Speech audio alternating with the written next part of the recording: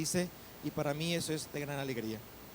Así que, ¿cuántos recuerdan la palabra de la semana pasada, el título por lo menos? ¿Usted recuerda el título? Pensar diferente para vivir diferente. Y hablábamos acerca de cómo los pensamientos de Dios y los caminos de Dios son mucho más altos que nuestros pensamientos y nuestros caminos. Y concluíamos el sermón de la semana pasada mencionando que tendría que haber un cambio de pensamiento. Tendríamos que aprender a abandonar los pensamientos que no provienen de Dios y a afirmarnos en los pensamientos de Dios. Entender que el pensamiento de Dios nos va a llevar a lo bueno, a lo que nos va a bendecir, a lo que nos va a prosperar, a la salud, y los pensamientos que no provienen de Dios nos van a llevar a lo malo, a lo que es temporal, a lo que concierne a las enfermedades, porque si nos guiamos por nuestro pensamiento haremos cosas que van a afectar a nuestra salud física, pero si nos guiamos con el pensamiento de Dios haremos cosas que van a bendecir nuestra salud física, pero dijimos también nuestra salud interna, la salud espiritual.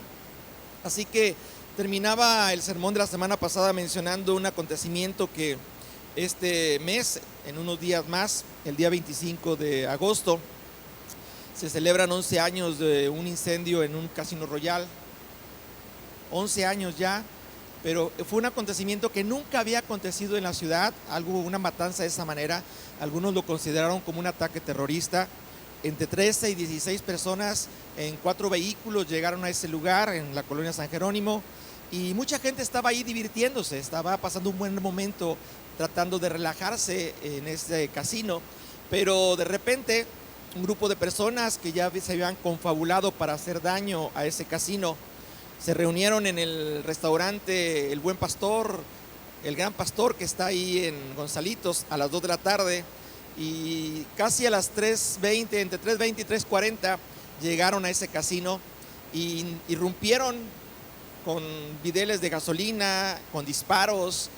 Algunos mencionan que hasta una granada explotó. No está comprobado eso, pero sí que hubo una gran desesperación en las personas que estaban ahí adentro cuando llegaron estas personas, y literalmente cerraron la única salida, que era la entrada. Ahí por donde entraron era por donde podían salir, y ellos destruyeron ahí, quemaron, arrojaron gasolina. Y en ese incendio, dicen los que escriben la historia de este acontecimiento, que murieron cerca de 52 personas. Ese es el número que se da. Algunos dicen que fueron muchos más los muertos, pero 52 muertos, una persona embarazada, había dos, una persona embarazada con 7 meses de gestación también murió. Y pensando las personas que estaban ahí reunidas en salvar su vida, y ahí es donde entra el saber pensar diferente para vivir diferente. Hoy he puesto por título al sermón de hoy: pensar como vencedor o ser un vencedor. Pensar como vencedor o ser un vencedor. Así que las personas estaban en una disyuntiva de qué hacer en ese momento, hacia dónde corro. Voy a las puertas de emergencia. Las puertas de emergencia estaban cerradas con llave. Enfrente estaba bloqueado con las personas y ya había llamas por todos lados. Tenían 2 minutos y medio para tomar una decisión. Era algo que dependía entre la vida y la muerte, lo que iban a decidir. Y entre esa decisión, muchas personas lo primero que pensaron al ver las llamas y el humo y las personas que estaban ahí atentando contra sus vidas fue correr hacia los baños, y mucha gente fue a los baños a resguardarse pensando que ahí podían salvar su vida. Otras personas se fueron a la segunda planta, que eran unas oficinas. Algunos se quedaron en esas oficinas, pero tampoco había salida, y había que decidir entre ir al baño, ir a las oficinas o buscar otra salida. La mayoría pensó resguardarse en baños, oficinas, pensó baños, oficinas, pero hubo algunos que pensaron diferente. Y allí es donde entra Dios. Cuando uno está en una crisis y nuestra decisión es determinante entre la vida y la muerte, es cuando clamamos a Dios y le decimos: Dios, ayúdame a tomar decisiones que puedan ser para mi bien y no equivocarme. En ese momento yo estoy seguro que mucha gente pidió la dirección de Dios, pero hubo personas que no solamente lo pensaron, sino que actuaron. Pensaron en una salida y buscaron otra salida. leíamos 1 Corintios capítulo 10, verso 13, si usted me quiere acompañar ahí en su Biblia. El apóstol Pablo dice a la iglesia de Corintios: no os ha sobrevenido ninguna tentación, ninguna prueba que no sea humana, pero fiel es Dios, digan conmigo, fiel es Dios, que no os dejará ser tentados o probados más de lo que podáis resistir, sino que dará también la salida juntamente con la tentación, para que podáis soportar. Así que no va a venir una prueba que no sea humana, y si llega a venir una prueba que parece ser que es una decisión que no está en nuestras manos resolver, dice que Él nos dará la salida. Y en ese casino las personas tenían que decidir entre la salida de ir al baño y ahí resguardarse, la salida de las oficinas y resguardarse, o pensar diferente. Y esa persona o esas personas que pensaron diferente dijeron: vamos a seguir más arriba, y subieron a la azotea, a lo más alto. Y aunque había una malla ahí que impedía salir, ellos tuvieron que romper esa malla y ingeniárselas para salir. Era casi imposible poder subir a la azotea, pero entre ellos, los que pudieron hacerlo, no sé cuántas personas fueron las que pudieron sobrevivir en esa azotea, pero se ayudaron mutuamente para poder sacar o salir algunos con vida. Los sobrevivientes que pensaron diferente hoy pueden contar una historia diferente. Hoy pueden decir: yo salí no como una persona que quedó entre los restos mortales, sino salí como una persona que Dios le dio una oportunidad de vivir nuevamente. Literalmente, el buscar otra salida, pensar en otra salida, le permitió a esas personas seguir viviendo. Así que el pensar diferente nos puede llevar entre ser vencedores ante una amenaza, vencedores ante una tragedia, vencedores ante una crisis, o morir y ser derrotados en esa etapa de crisis.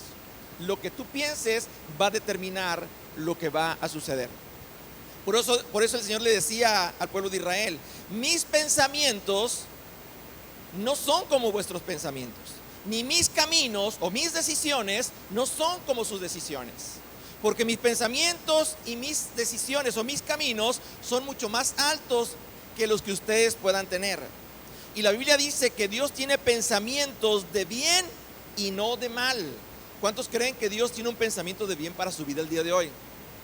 Este es un pensamiento de la palabra del Señor. Lo que voy a compartirte hoy es un pensamiento que viene de Dios, es la palabra de Dios. Y si tú permites que ese pensamiento llegue a tu vida, a tu corazón, tú vas a poder enfrentar una y otra situación, pero siempre considerando el pensamiento de Dios para tomar las decisiones correctas. Y te voy a decir algo: es muy fácil equivocarnos cuando nos dejamos llevar por nuestra naturaleza carnal, pero es más fácil el que podamos ser personas que tomen decisiones adecuadas cuando consideramos el consejo de Dios. Siempre que estés en una crisis, piensa: Dios me va a dar la salida. Confías en que Dios te va a decir qué es lo que tienes que hacer, y lo haces y lo crees que así va a ser. Dios te va a sacar adelante y te va a dar la victoria y te va a hacer un vencedor. Después de mencionar ese acontecimiento, quisiera llevarlo a que vaya conmigo a 2 Corintios capítulo número 10, verso número 3. 1 Corintios capítulo 10, verso 3.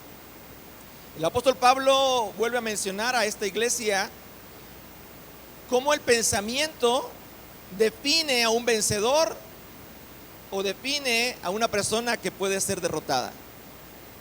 Todo va a depender de cómo pienses.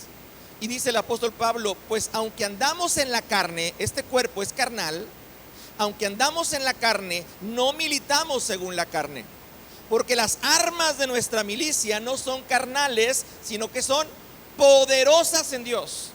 Porque si yo me dejo llevar por mi carne, mis armas tienen límites, pero si me dejo llevar por Dios, mis armas son poderosas y tenemos un poder ilimitado. Hay cosas que son imposibles en nuestras fuerzas, pero son posibles con la ayuda de Dios. Hoy yo te quiero decir: no importa lo que tú llegues a enfrentar en el presente o en el futuro, si tú te tomas de la mano de Dios y tomas la fuerza de Dios, vas a salir vencedor. porque el Señor nos ha hecho más que vencedores. Y cuando dice más que vencedores es porque hemos puesto nuestra mirada en Dios a través de la fe en nuestro Señor Jesucristo. Nuestro Señor Jesús no murió en vano. Él murió en la cruz para vencer a aquel que nos tenía derrotados, aquel que nos tenía bajo sus pies. Pero Él murió en la cruz para triunfar sobre Él en la cruz y exhibirlo públicamente y declarar que estaba derrotado, y a ti y a mí que hemos creído en Él nos ha puesto en un lugar de honor y de privilegio y de autoridad, diciendo que hemos sido más que vencedores, porque sin pelear tenemos la victoria a través de la fe en nuestro Señor Jesús. En otras palabras, siempre que estemos en esta carne vamos a pasar momentos en las que sintamos que ya no podemos más y tenemos que fortalecernos en la fuerza que Dios nos da. Sigue diciendo este pasaje: porque las armas de nuestra milicia no son carnales, sino poderosas en Dios para la destrucción de fortalezas, derribando argumentos y toda altivez que se levanta contra el conocimiento de Dios, y llevando cautivo pensamiento o todo pensamiento a la obediencia de Cristo. Cuando entendemos que nuestra naturaleza carnal quiere hacer algo, y nuestro espíritu, ese espíritu que Dios ha puesto en nuestro interior, que tiene un temor a Dios y que ha puesto su confianza en Dios, nos hace recordar que no militamos según nuestra carne, no decidimos las cosas según nuestra carne, sino aprendemos a decidir en base a lo que Dios nos dice.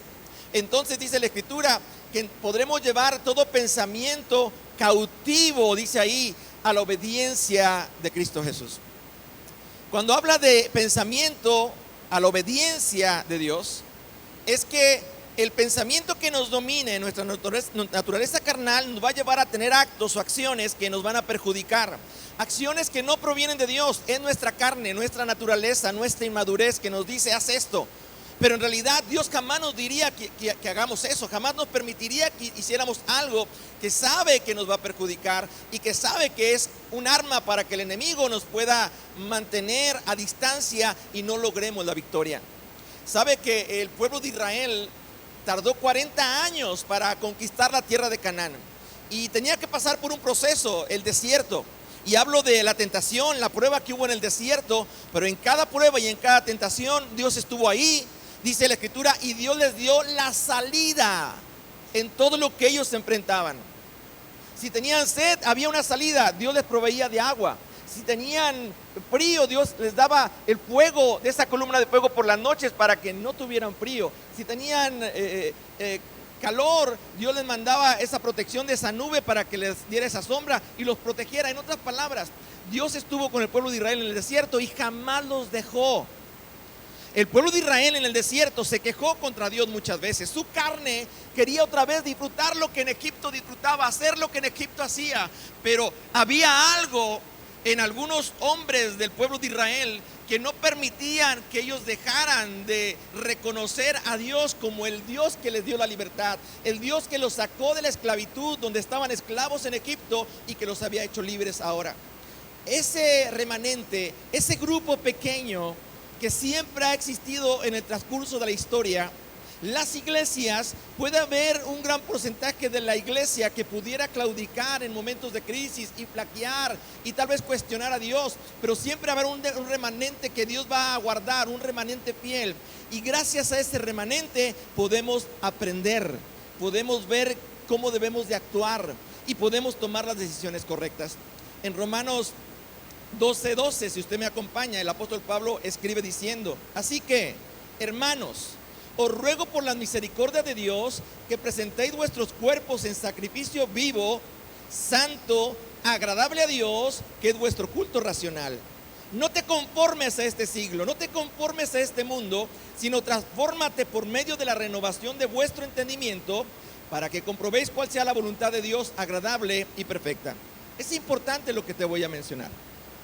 Cuando Pablo dice presenta tu cuerpo en un sacrificio vivo, está diciendo preséntate delante de Dios con tu naturaleza carnal, porque todos, insisto, andamos en la carne, no militamos según la carne. Hay una lucha continua, dice el apóstol Pablo, entre la carne y el espíritu para que hagamos lo que Dios nos pide en obediencia, y la carne para que no hagamos lo que Dios nos pide en obediencia. Y es una lucha que tenemos todos los días. Si usted no está peleando la buena batalla, eso quiere decir que usted ya se dio por vencido. Usted ya no quiere pelear, usted ya no quiere luchar. Pero sabes que el enemigo todos los días va a estar acusándote y te va a estar señalando y te va a estar atacando. Y tú lo que tienes que hacer es reconocer que cualquier ataque que el enemigo levante contra ti no prosperará, porque Dios está contigo. Porque el Señor es tu escudo, porque tu vida está escondida en Cristo Jesús. Tu pensamiento en Dios te va a dar la seguridad de declarar en fe lo que Dios ha prometido con tu vida, con tu familia, con tus bienes, de guardarte y protegerte. Pero si tu carne ha desistido, ha desmayado, ya no quiere seguir adelante, ya no quiere pelear, entonces el enemigo va a hacer contigo conforme a lo que él quiere. Y dice que nos va a llevar de un lugar a otro. Y así es el hombre que es inconstante en todos sus caminos. Según Santiago dice la Escritura, el hombre de doble ánimo es inconstante en todos sus caminos. Entender que el camino de Dios es mucho más grande que el camino de nuestra naturaleza carnal. Tenemos que aprender a caminar en los caminos del Señor. Y caminar en los caminos del Señor es caminar en base a la palabra del Señor. No es fácil, hermano. No es fácil poder establecer la palabra de Dios en nuestra vida, porque cuando viene la crisis, lo más fácil es renunciar, desistir o desmayar. Pero en el momento de la crisis, Dios quiere que tú voltees tu mirada hacia Jesús, voltees la mirada hacia Él y le digas: Señor, yo no puedo en esta situación. Esto rebasa mi límite. No os ha sobrevenido ninguna prueba que sea humana, leíamos al principio. Y si viniera una prueba que no es humana, que está fuera de lo natural, dice la Escritura que Dios también nos dará la salida.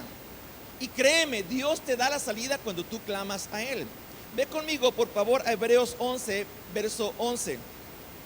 ¿En dónde podemos encontrar la salida? Aquello que enfrentamos todos los días en la vida.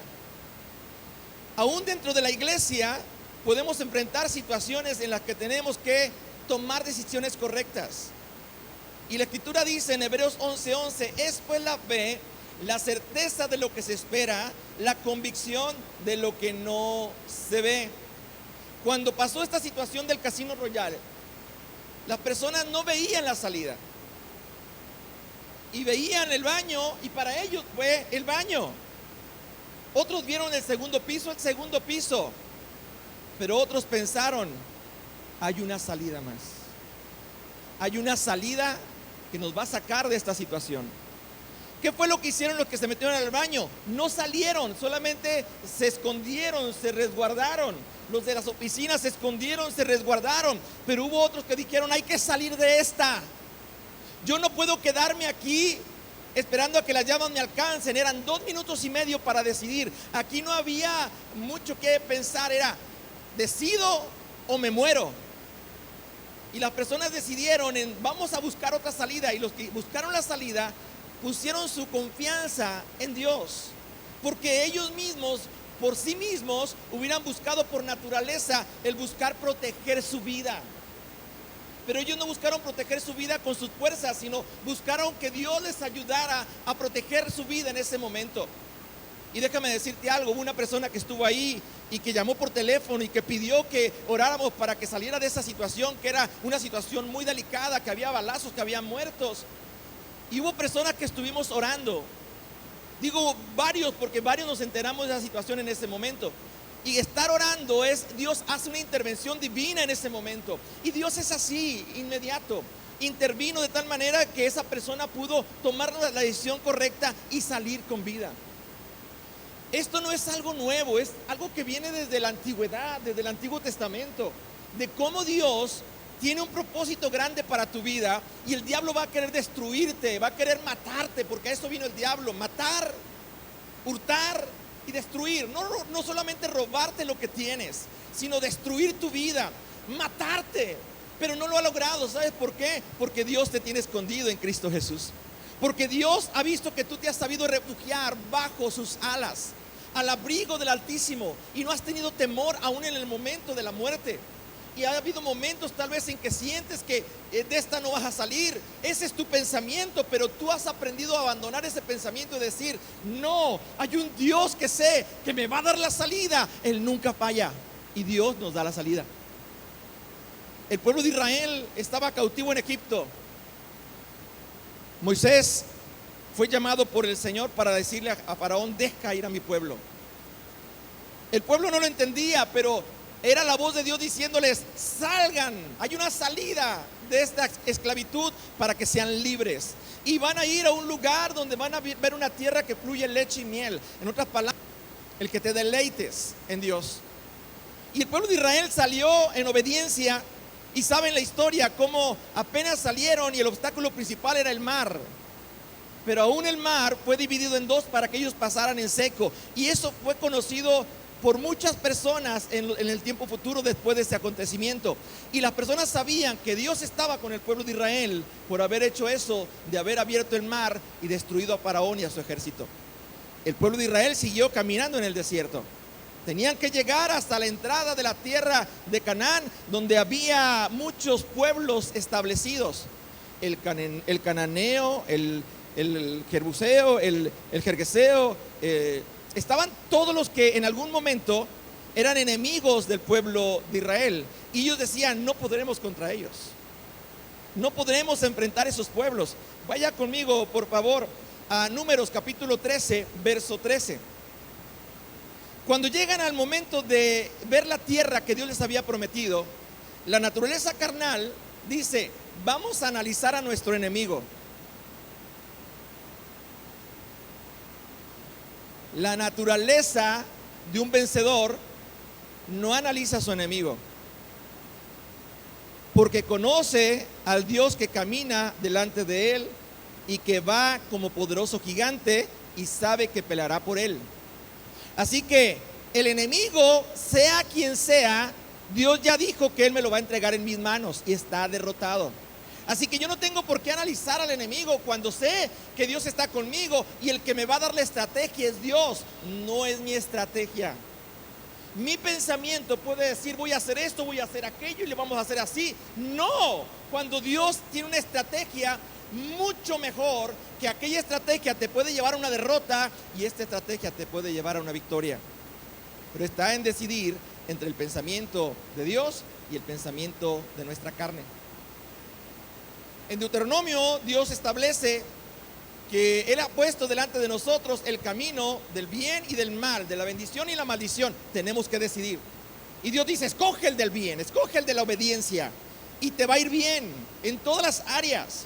Pero nuestra naturaleza carnal nos guía a ir en base a aquellas cosas que nada tienen que ver con Dios, porque no lo vemos, sino queremos ver los recursos que podemos ver y en eso nos apoyamos. Escuche bien, a Dios no lo vemos y no vemos los recursos que Él puede utilizar para darnos la victoria. Pero nuestra carne quiere ver los recursos tangibles para poder creer que vamos a salir adelante. Eso no es fe. Fe, insisto, es pues la fe, la certeza de lo que se espera, la convicción. Yo no puedo ver todavía la victoria, puedo ver al enemigo que es más fuerte que yo, pero tengo un Dios que es más fuerte que mi enemigo. Sea quien sea, llámese como se llame, siendo un ser humano, es alguien, ¿cómo le diré? Si usted ve una pelusa aquí, el Señor le dio a Jesús la autoridad para que con el dedo de Dios Él puede echar fuera demonios. Así que cualquier espíritu del maligno, el Señor lo puede quitar tan fácil. A nosotros nos va a costar como usted no tiene idea. Y tal vez podemos tener pérdidas si actuamos en nuestras fuerzas. Mas dice la Escritura que no es con nuestras fuerzas, sino con el poder del Espíritu Santo de Dios, con la misma presencia de Dios.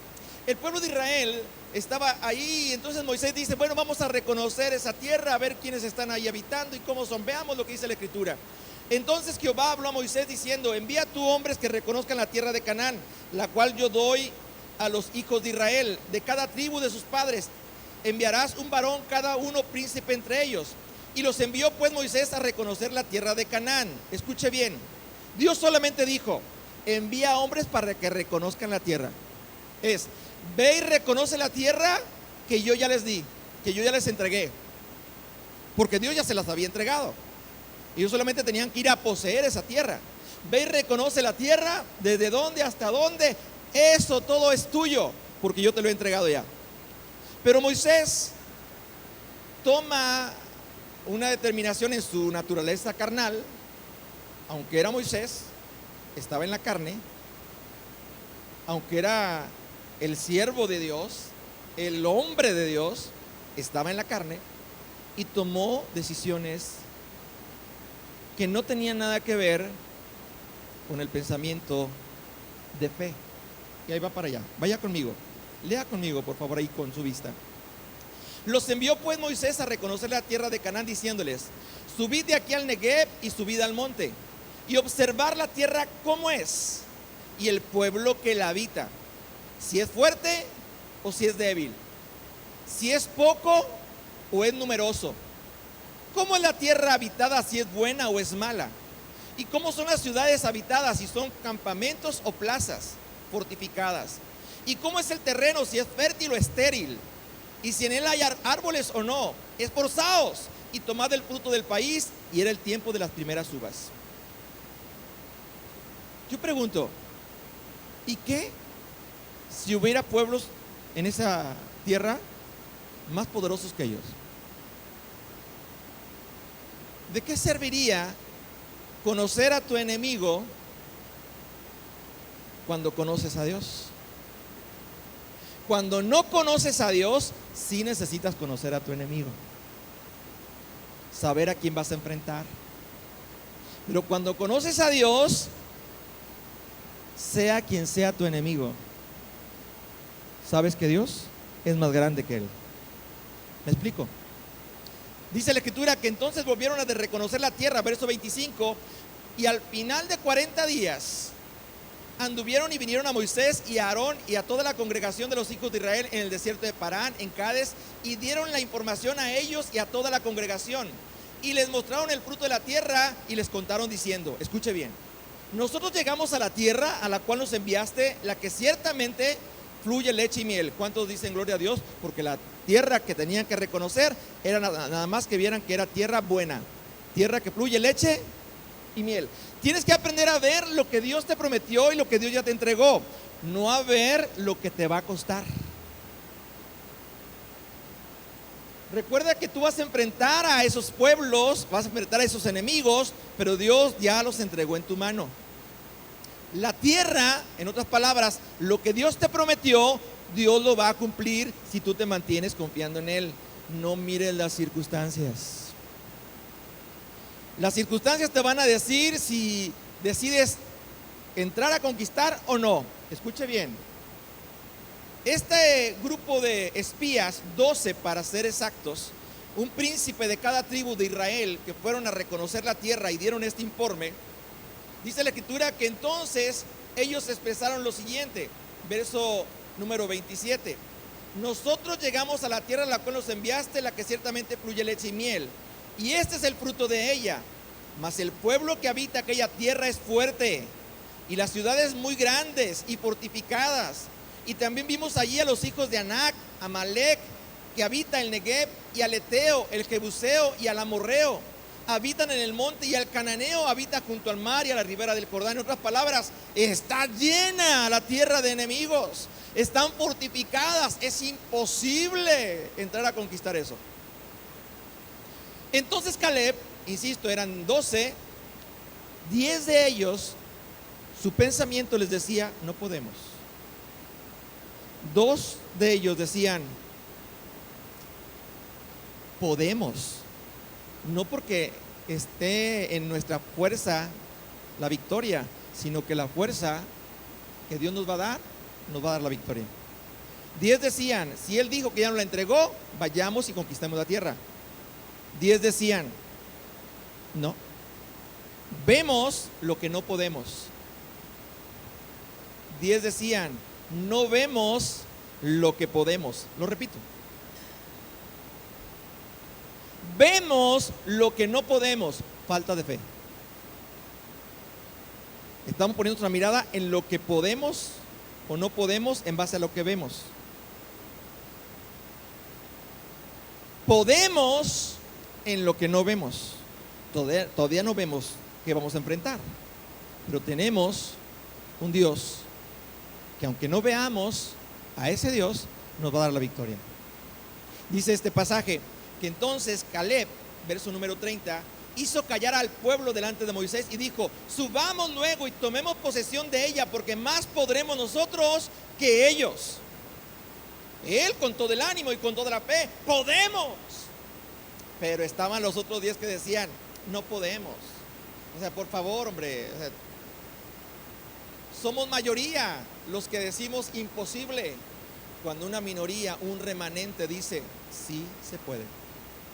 Termina diciendo el verso 31: mas los varones que estuvieron con él dijeron: no podremos subir contra aquel pueblo, porque es más fuerte que nosotros. El cambiar nuestro pensamiento va a definir lo que Dios va a obrar en nuestra vida. No podemos. Ese pensamiento no proviene de Dios. ¿Cuántos han recitado alguna vez Filipenses 4:13? Así con mucho enjundia. ¿Qué dice Filipenses 4:13? Híjole, qué enjundia. Dios mío, qué enjundia, Dios mío. Ándele así. Todo lo puedo en Cristo que me fortalece. No, todo lo puedo en Cristo que me fortalece. No, así no va a poder nada. Porque cuando usted va a enfrentar la batalla, este hombre Caleb dijo: podemos, porque Dios está con nosotros. No podemos. Hay hombres más grandes que nosotros y las murallas son por... No podemos. Caminaban con Dios, pero no habían aprendido a pensar como Dios. Pensar como Dios es tener el pensamiento de Dios, su palabra, y declararla. 2 pensaban como Dios y actuaban como Dios, eran vencedores. Josué y Caleb, vencedores. 10 que no iban a ser vencedores. Déjeme llevarlo un poquito más adelante. Vaya conmigo, por favor, si me puede acompañar. Verso número 32.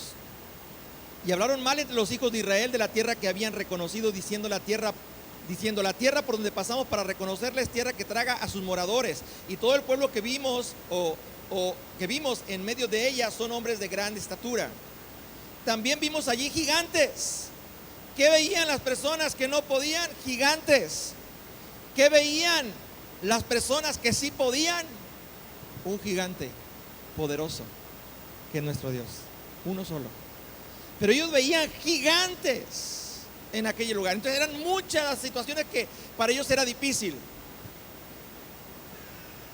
Termina diciendo este pasaje: eran de la raza de los gigantes, y éramos nosotros a nuestro parecer como langostas, y así les parecíamos a ellos. A nuestro parecer, a nuestro pensar, éramos como langostas. Nos podían así con un pisotón destruirnos. Caleb dijo: pueden ser gigantes, pueden ser amorreos, pueden ser de cualquier raza, pero si Dios está con nosotros, nos va a dar la victoria. A veces vemos a las personas que tienen un nivel de preparación económico muy superior al nuestro, y cuando esas personas nos amenazan a un hijo de Dios, un hijo de Dios puede decir: no te tengo miedo, tú no puedes hacer nada conmigo. Aunque seas un gigante como Goliat, yo soy pequeño como David. Pero este pequeño no está confiando en su fuerza, sino están confiando en la fuerza que Dios le va a dar para derrotarte a ti, gigante, y cortarte la cabeza. Este pueblo, 10 veían gigantes, pero Josué y Caleb veían quién pelearía por ellos, y tenían solamente que ir a reconocer y tomar la tierra que Dios les había entregado. Éramos como langostas a nuestro parecer. Tal vez ahorita tú estás en una circunstancia en que tal vez tu situación no sea nada agradable. ¿Cuántos de los que estamos aquí necesitamos que Dios intervenga en algún área de nuestra vida para darnos la victoria. Amén. Todos, hermano, todos. Porque mientras que estemos en este mundo vamos a tener muchas aflicciones, pero tenemos la confianza que Dios ya venció todo eso. Así lo dice. Jesús fue muy claro. En el mundo tendrás aflicción, pero tengan confianza, yo ya vencí. Tenemos a Cristo, ya vencimos, somos vencedores. En este caso, los que dijeron no podemos, se quedaron en su pensamiento, pero hubo dos que dijeron vamos a conquistar esa tierra. ¿Qué pasó? La historia dice que pasaron muchos años y Moisés se murió. El que hizo la estrategia y siguió el consejo de los 10, no podemos, se murió. Josué y Caleb seguían firmes a pesar de que Moisés había muerto. Dice la escritura que después de que sepultaron a Moisés y llorarle por mucho tiempo sin avanzar a la promesa que Dios les dio, Dios tuvo que hablarle a Josué y decirle: ya dejen de llorar a Moisés. Es tiempo de que te esfuerces, de que seas valiente y te levantes para poseer la tierra que yo os he entregado. No dice la que les entregaré, que yo os he entregado, tiempo presente. Hay promesas en tu vida que Dios ya te entregó. Solamente tienes que dar el paso de fe y empezar a declarar y actuar en fe de acuerdo a tu pensamiento. La semana pasada lo enseñé. Pensar, sentir, actuar. Yo no doy un paso si no pienso primero y siento que debo de hacerlo. Si yo me dejo en base a lo que pienso en mi carne y siento en mi carne y doy el paso en mi carne, las consecuencias van a ser devastadoras. Si yo pienso con el pensamiento de Dios, siento en mi corazón y soy guiado por el Espíritu Santo de Dios y doy el paso de fe, las consecuencias serán grandiosas, maravillosas. Así que la actuación de Moisés no le permitió conquistar la tierra. Pero vamos a ver a Josué. ¿Quién era Josué? Hijo de Nun, servidor de Moisés.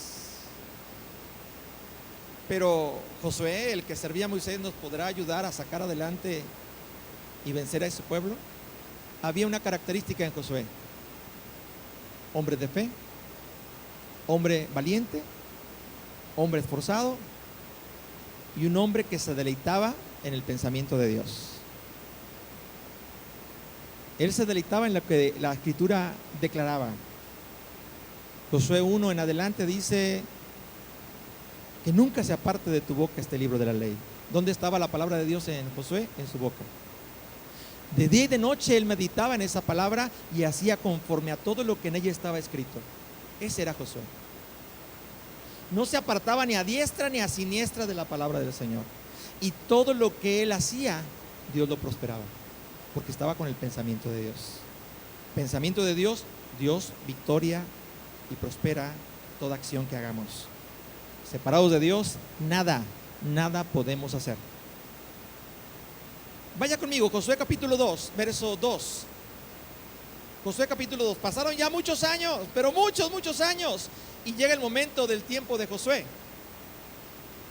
Josué, hijo de Nun, envió desde Sittim 2 espías. ¿Cuántos envió Moisés?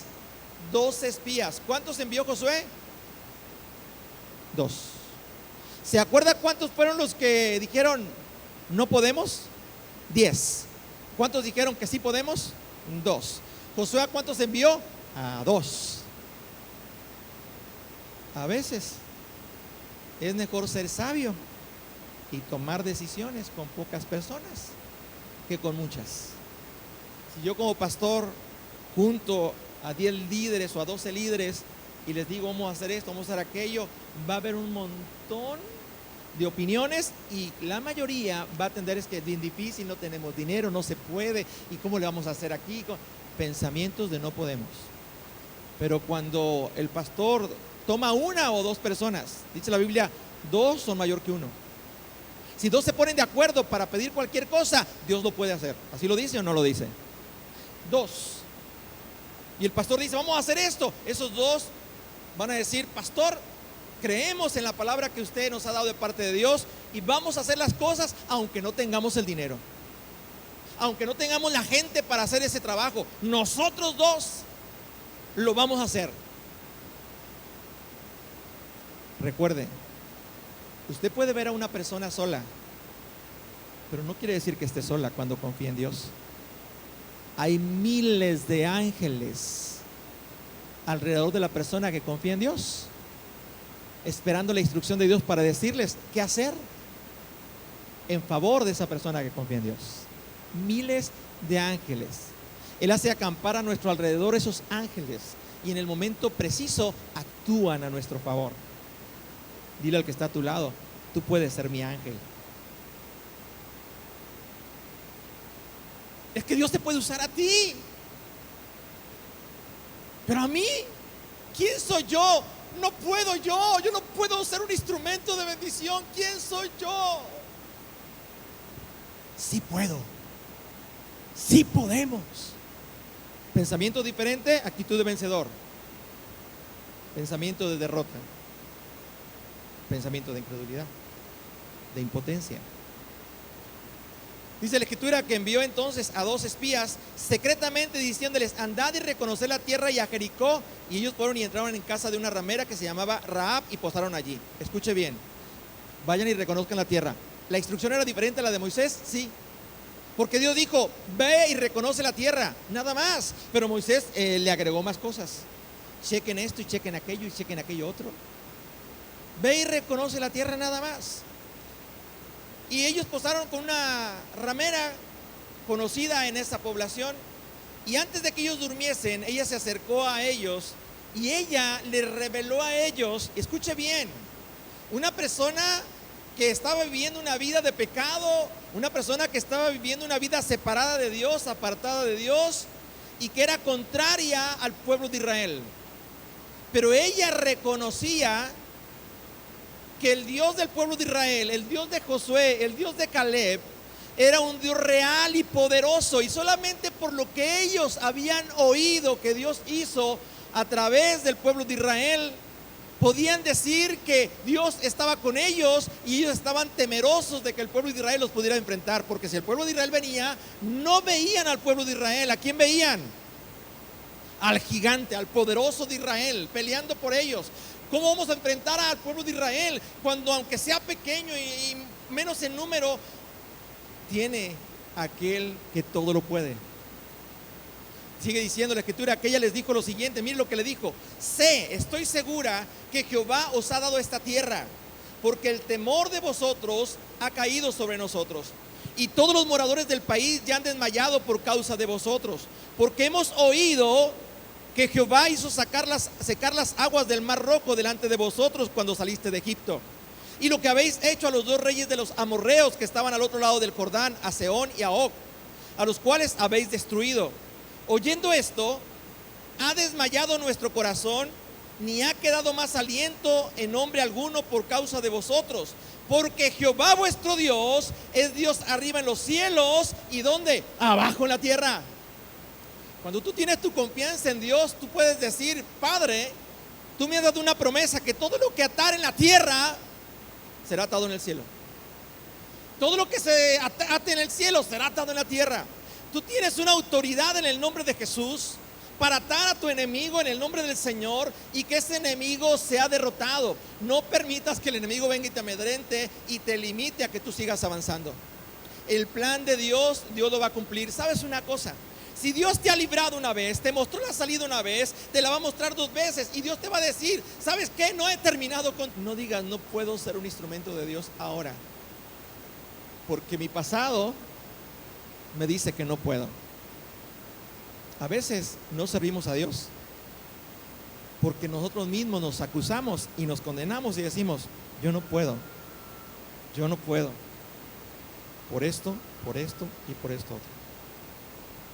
Cuando Dios dice: tú sí puedes y te quiere usar, porque eso que tú dices, y eso otro, y eso otro, y eso otro, Yo ya lo perdoné. Él pagó el precio por todo eso. Y no solamente te perdoné, te quiero usar para que seas un vencedor en Cristo Jesús.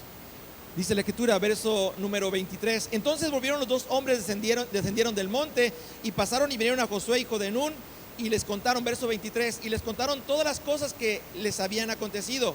Y dijeron a Josué, Jehová os ha entregado toda la tierra en nuestras manos, y también todos los moradores del país desmayan delante de nosotros. Yo le pregunto, ¿acaso ya había ido el pueblo de Israel a enfrentar a los moradores de esas tierras y verlos desmayar? No. Por el simple hecho de escuchar a esa mujer, cómo habían desmayado en su corazón y no estaban dispuestos a enfrentar al pueblo de Israel porque sabían que podrían ser derrotados. Ellos actuaron en fe y dieron una noticia alentadora. La tierra es nuestra ya. La promesa ya es nuestra. Eso es fe, hermanos. Todavía no la poseían, todavía no la tenían. Las cosas que no son, como si ya fuesen. Eso es fe. Esa tierra es nuestra. Y los moradores ya desmayaron delante de nosotros. Ya desmayaron en el presente. Están derrotados. Eso es una actitud de fe. Eso es un informe de fe. Tal vez tú puedas decir, es que yo no califico, Dios no me puede usar, estoy en un pasado que no me ayuda. Mire,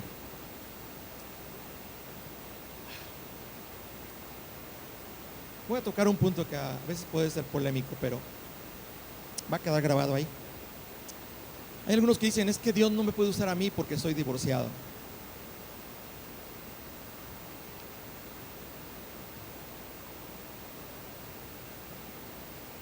¿Dónde dice en la Biblia que Dios no puede usar a un divorciado? Si puede usar a un asesino, puede usar a un adúltero. Cuando esa persona reconoce a Dios, su pasado queda sepultado y Dios no se acuerda más.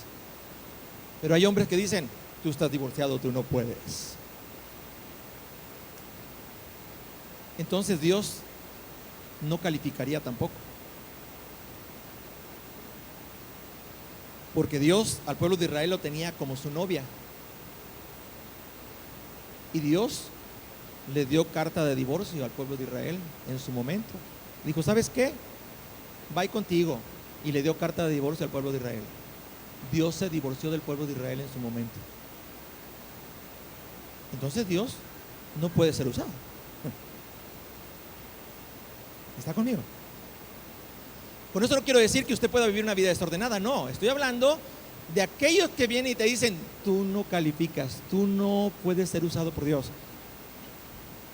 Dios dice, yo te quiero usar. Yo no veo tu pasado, yo no veo tu vida y lo que tú has sido afligido. Yo veo tu fe. Y déjame decirte algo. Si usted lo quiere analizar en su momento, usted lo puede ver en Jeremías capítulo 3. Ahí usted va a encontrar en Jeremías 3 cómo Dios exhorta a Israel y a Judá al arrepentimiento, porque no solamente Israel, sino Judá, que la reconoce como la hermana de Israel, se prostituían, y al prostituirse, fornicar, como lo dice ahí, Dios les dio carta de divorcio. ¿Dios dejó de amar a Israel? Pregunto, dice en Jeremías que les dio carta de divorcio.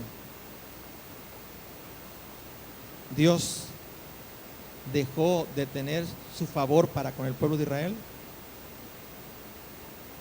Con amor eterno te he amado, por tanto te prolongué mi misericordia. ¿Qué es misericordia? Algo que no merecemos, pero que Dios dice, porque yo sí te amo. Tú no me amaste, pero yo sí te amé. Te amo y te seguiré amando. ¿Qué es lo que espera la iglesia? Las bodas del Cordero. La boda entre nuestro Señor y su iglesia, con nosotros.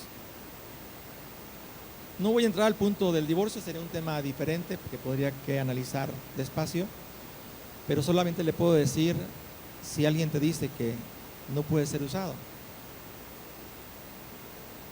Dios te dice que sí puede ser usado. Sí puede ser usado. Conozco de todo tipo de personas que han pasado por situaciones que no calificarían para el ministerio. Bíblicamente, muchos de los hombres de Dios no calificarían para el ministerio. David no calificaría para el ministerio, pero Dios lo usó hasta el día de hoy.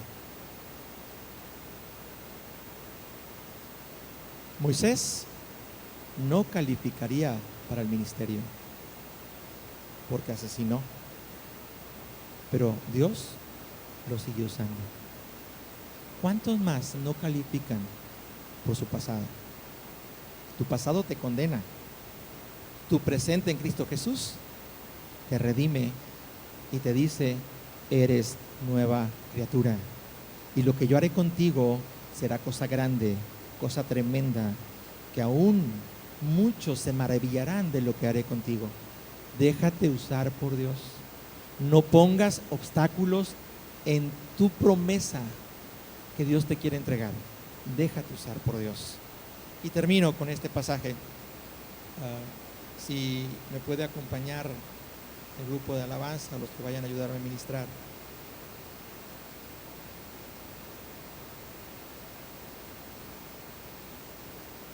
Entraríamos a las costumbres, por eso mencioné que habría que ser un tema aparte. El tema, aquí solamente estoy mencionando cómo Dios, así es, lo tocamos en su momento. Este tema de mencionar de cómo Dios le dice al pueblo de Israel que le entrega una carta de divorcio, de repudio por sus acciones, eso no determinó que Dios no siguiera amando a Israel, restaurando a Israel, y que siga siendo el pueblo de Dios. Porque si fuera por nuestros pecados, nadie calificaríamos para ser usados por Dios. Déjeme darle un versículo más. Todavía no cortas la grabación, ¿verdad? Déjeme darle un versículo más para los que van a ver esta grabación.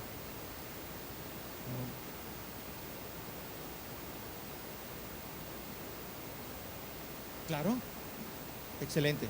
Próximo domingo nuestro hermano Ramón va a compartir un testimonio de su vida y dejamos un espacio para ello.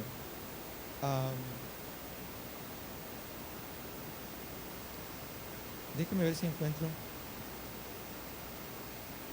un versículo más.